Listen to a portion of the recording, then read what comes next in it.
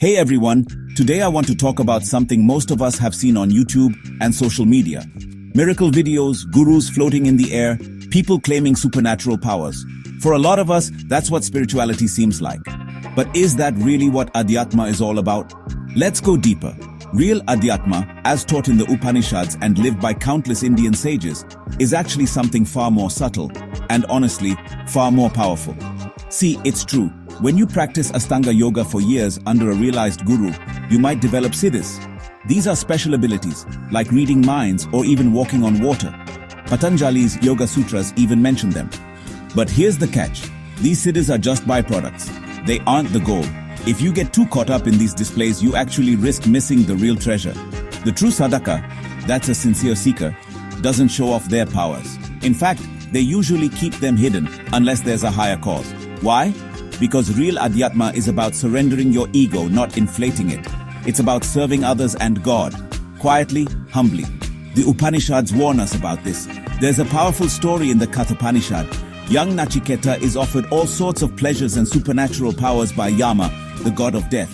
But Nachiketa says, all these pleasures are fleeting, O death. Keep them for yourself. Tell me instead of that which is eternal. For genuine seekers, it's the eternal we want, not the sensational. Let me share another story from the Chandogya Upanishad.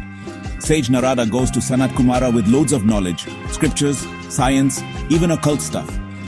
But he admits, Sir, I am still in sorrow. Teach me that by which all this is known. Sanat Kumara guides him to Bhuma Vidya, the infinite. The message? No matter how many skills you collect, without knowing your true self, the heart is always restless. And then there's Maharishi Markandeya from the Mahabharata. This sage literally conquered time. He survived even the cosmic dissolution. But in daily life, he lived like an ordinary devotee, quietly worshipping, teaching, never bragging about his powers. His humility was his actual strength. Patanjali's Yoga Sutras even say it straight. These powers are obstacles to samadhi. They're attainments in the worldly sense, but hindrances in the pursuit of the absolute. If you get attached to these powers, you feed your ego, and that pulls you further away from the real goal, liberation. So what does real Adhyatma look like in action?